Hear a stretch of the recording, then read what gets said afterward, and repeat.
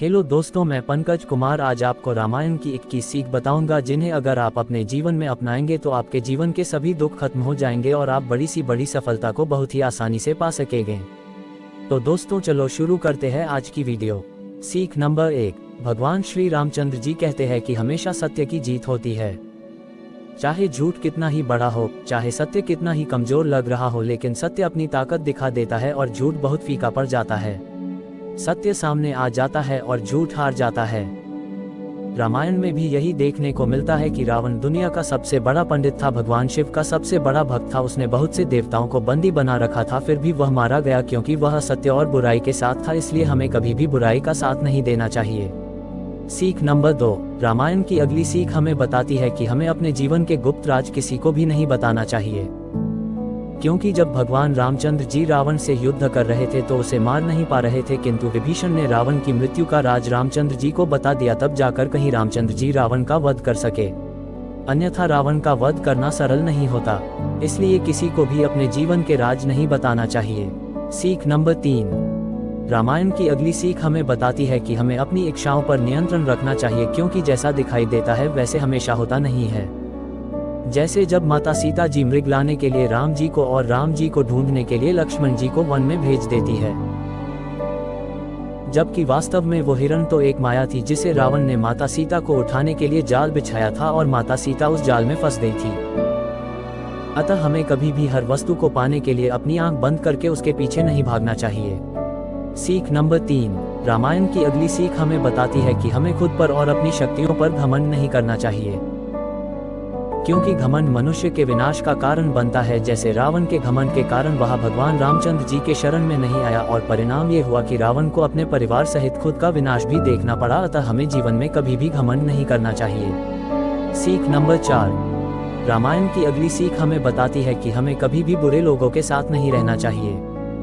माता कैकेयी मंथरा के साथ रहती थी और मंथरा ने ही उनकी बुद्धि भ्रष्ट कर दिया था कि वो वचन मांगे राम जी को वनवास और भरत जी को राजा बनाया जाए। राम जी तो वनवास गए किंतु भरत कभी भी राजा नहीं बना और उसने भगवान रामचंद्र जी के चरण पादुका से ही राज्य चलाया। माता कैकेयी की इच्छा तो नहीं पूरी हुई, किंतु पुत्र वियोग में उनके पति की मृत्यु जरूर हो गई, अर्थात उनको अपने पति को भी खोना पड़ा। अतः हमें कभी भी बुरे लोगों के साथ नहीं रहना चाहिए। सीख नंबर 5, रामायण की अगली सीख हमें बताती है कि कभी भी किसी को कमजोर नहीं समझना चाहिए। रावण को लगता था कि ये वानर तो कुछ भी नहीं कर सकते, किंतु उसी वानर सेना ने न केवल राम सेतु बनाया और लंका पर विजय भी की। सीख नंबर 6, रामायण की अगली सीख हमें बताती है कि बुरे के साथ बुरा करना गलत नहीं है। जैसे भगवान रामचंद्र जी ने बाली का वध छुपकर किया था और कहा था कि यदि धर्म के लिए आपको कभी कुछ छल करना भी पड़े तो वो भी धर्म है, इसलिए धर्म के लिए बुरे के साथ बुरा करना बिल्कुल भी गलत नहीं है। सीख नंबर 7, रामायण की अगली सीख हमें बताती है कि मित्रता हमेशा ऐसी करो जो आपके बुरे समय में साथ दे, ना कि साथ छोड़कर चली जाए। जैसे रामचंद्र जी और सुग्रीव जी की दोस्ती है। राम जी ने सुग्रीव जी की मदद की और उनको उनकी पत्नी और राजपाट वापस दिलाया, और सुग्रीव जी ने भी लंका विजय में रामचंद्र जी का बहुत साथ दिया। इसलिए दोस्त ऐसा बनाओ जो आपकी मुसीबत में आपकी मदद करे और उसके बुरे वक्त में आप उसकी। सीख नंबर 8, रामायण की अगली सीख हमें बताती है कि आचरण को हमेशा शुद्ध रखो। रावण का अंत इसीलिए हुआ क्योंकि उसका आचरण पवित्र नहीं था। अगर आपका आचरण पवित्र है तो आप बड़े से बड़े संकट से आसानी से निपट सकते हो, इसलिए हमेशा अपने आचरण को पवित्र रखो।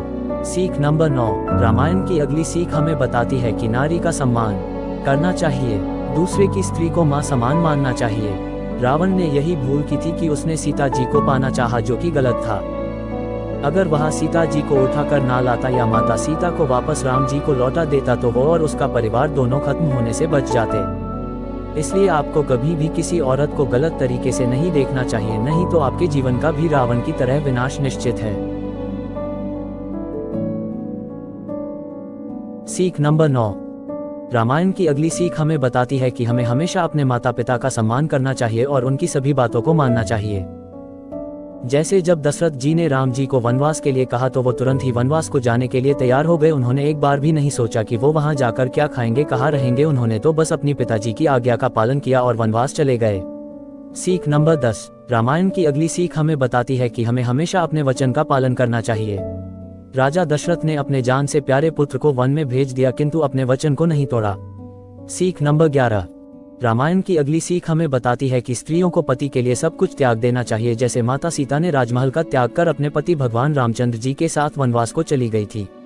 उसी प्रकार स्त्री को धन का मोह छोड़कर हमेशा अपने पति का साथ देना चाहिए। सीख नंबर 12।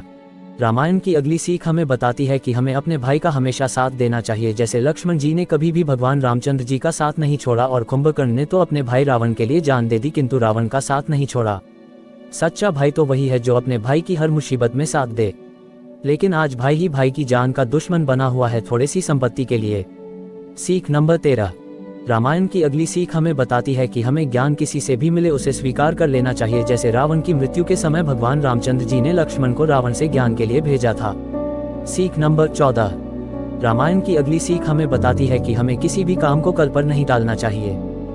रावण ने अपनी मृत्यु के समय लक्ष्मण से कहा था कि यदि मैं पहले ही श्री राम के शरण में आ गया होता तो मेरा और मेरे कुल का विनाश नहीं होता।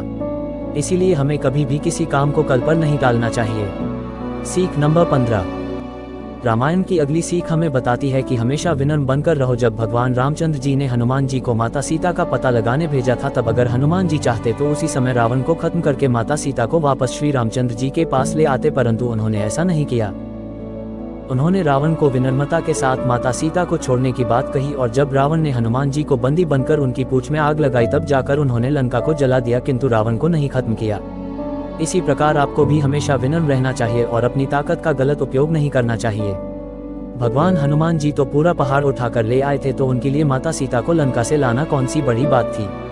सीख नंबर 16। रामायण की अगली सीख हमें बताती है कि निजी स्वार्थों से कहीं ज्यादा बड़ी है आपकी जिम्मेदारियां। भगवान श्री राम को पुरुषोत्तम इसलिए कहा जाता है क्योंकि उनसे उत्तम कोई और पुरुष नहीं है, और जब वह खुद इतने उत्तम हैं तो फिर भी उन्हें रामायण के अंत में सीता माता को क्यों छोड़ना पड़ा और सीता माता को जंगल में निवास करना पड़ा, क्योंकि भगवान रामचंद्र जी का मानना था कि राजा और रानी वो होते हैं जिन पर उनकी प्रजा भरोसा करें, जिन पर बिल्कुल भी संदेह ना करें, बिल्कुल भी संकोच ना करें। एक धोबी ने माता पर संदेह किया तो भगवान भी राजपाट छोड़कर सीता माता के साथ जंगल जाना चाहते थे, किंतु उनके सभी छोटे भाइयों ने राजा बनने से इनकार कर दिया। इसीलिए अंत में यही हुआ कि श्री राम को ही राजा बनकर रहना पड़ा और सीता माता को छोड़ना पड़ा। इस पूरे से क्या सीखने को मिलता है कि भगवान रामचंद्र जी आपके निजी जीवन, आपकी पर्सनल लाइफ और आपकी जिम्मेदारियों की सोच से पुरुषोत्तम राम जी कहीं ऊपर थे। सीख नंबर 17। रामायण की अगली सीख है कि क्रोध से भ्रम पैदा होता है, भ्रम से बुद्धि का विनाश होता है। जब बुद्धि का विनाश होता है तब तर्क नष्ट हो जाता है, जब तर्क नष्ट होता है तब व्यक्ति का पतन हो जाता है। इसलिए मनुष्य को सदैव क्रोध से बचना चाहिए। क्रोध में किया गया कार्य हमेशा दुख का कारण बनता है, इसीलिए मनुष्य को कभी भी क्रोध नहीं करना चाहिए। सीख नंबर 18। रामायण की अगली सीख है कि बदले की भावना मनुष्य के विवेक को नष्ट कर देती है और मनुष्य का पतन होने लगता है, जैसा कि रावण ने किया। अगर उसने भगवान राम से शूर्पणखा के नाक कटने का बदला लेने का निर्णय न लेता तो उसका और उसके कुल का नाश नहीं होता। इसलिए किसी से बदला लेने से उसे माफ कर देना कई गुना अच्छा रास्ता होता है। सीख नंबर 19। रामायण की अगली सीख हमें बताती है कि हमेशा धर्म का साथ देना चाहिए। धर्म के लिए अगर अपनों को भी छोड़ना पड़े तो जरूर छोड़ दो, जैसे श्री विभीषण जी ने रावण को त्याग करके मेरी शरण अर्थात धर्म के मार्ग पर आ गए थे। सीख नंबर 20। रामायण की अगली सीख हमें बताती है कि जीवन में कुछ भी कभी भी हो सकता है। जैसे भगवान रामचंद्र जी का सुबह राज अभिषेक होने वाला था, किंतु सुबह अयोध्या वासियों ने क्या देखा कि राम जी तो वनवास जा रहे हैं, अर्थात सुख और दुख एक ही सिक्के के दो पहलू हैं जो किसी भी समय बदल सकते हैं। इसीलिए हमें कल के बारे में सोचकर चिंता नहीं करनी चाहिए। सीख नंबर 21। रामायण की अगली सीख हमें ये बताती है कि संघर्ष किए बिना कोई भी महान नहीं बन सकता है, चाहे वो भगवान ही क्यों न हो। भगवान रामचंद्र जी को भी 14 साल का वनवास काटना ही पड़ा और अनेक दुखों और कष्टों को सहना पड़ा। अतः इस दुनिया में कोई भी मनुष्य कर्म और संघर्ष से नहीं बच सकता है। हमें संघर्ष को अपने जीवन का आनंद मानकर उसको करते रहना चाहिए, तभी हमें सफलता मिलती है।